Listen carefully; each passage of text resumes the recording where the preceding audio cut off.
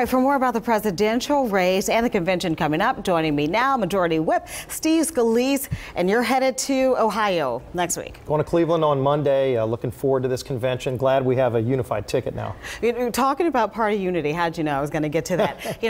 Donald Trump vetted a couple of people. Two questions for you. What makes Mike Pence the guy? And then how much work has to be done when it actually comes to unifying the party? Well, first, I think it's a really strong pick in Mike Pence, because one of the things a lot of people were looking for is some government experience, somebody that understands how to make Congress work, and the fact that Mike Pence served in the House. I served with him. I'm a good friend of his, and I think he's somebody who can help Donald Trump move the agenda that we need to move through the House to get the economy moving again, to get our tax policy in line so that it's more simplified, to strengthen our national defense. So I think that really fills some voids that were there, and the fact that he was a governor of a Midwestern state, I think it's a really good addition to this ticket.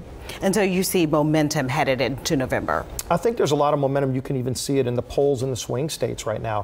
When you look at states like Florida and Ohio and Pennsylvania and other states that we need to win the White House that we haven't won in multiple cycles, Trump was already starting to do well in those states. I think this actually helps to push it over the top, give us real strong momentum going into Ohio, and then coming out of Cleveland very unified. Okay, definitely we've seen some tightening of the polls in those states. Switching gears now, since we have so many different things to cover, talking geopolitically, this election has never been more important when you consider the threat of ISIS. Particularly, it's not just operating in a vacuum, not just in Syria. We've seen attacks in France more than once now in the last couple of months.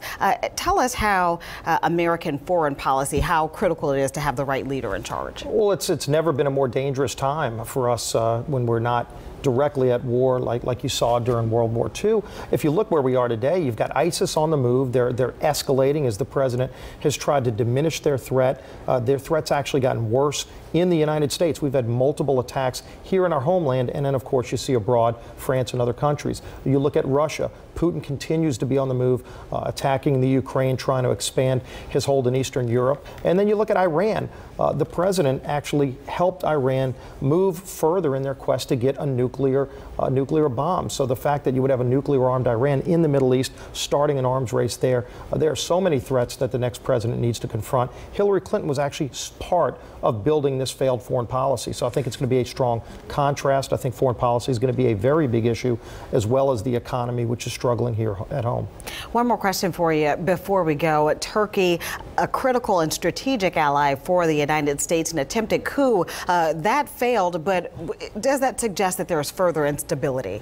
Well, it's not been the most stable country if you look over the last 50 years, but at the same time, they've always had at least an elected democratic president, and the president, as you saw, came back yesterday, was able to subdue this attempted coup, as you say, but at least right now the country's back on, I think, more solid footing, but it shows you that a lot of these countries, including countries like Turkey, which has been an ally of ours in the war against ISIS, we use airspace in Turkey and a launching pad to go and run strikes against ISIS in Iraq and in Syria. So it's important for us geopolitically. So I know we're watching it closely, but I'm glad that at least the president was able to come back and tamp this down. But they're going to make sure that that hopefully they can get more stabilized for the future. All right, Majority Whip Steve Scalise, we certainly appreciate your time, and we may just be checking in with you next week from the convention. Sounds good. It's going to be an exciting time in Cleveland. All right, absolutely.